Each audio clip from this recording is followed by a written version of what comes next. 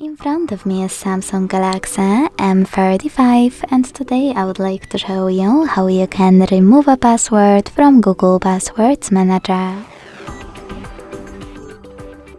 Begin by opening Settings and scrolling all the way down to access Google. Then hit All Services. Select Autofill.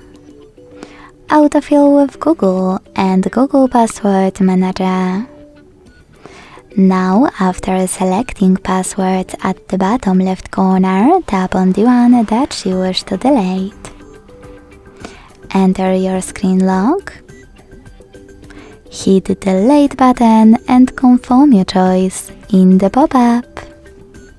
Thanks so much for watching. If you enjoyed this video, leave a like, comment and subscribe. Bye!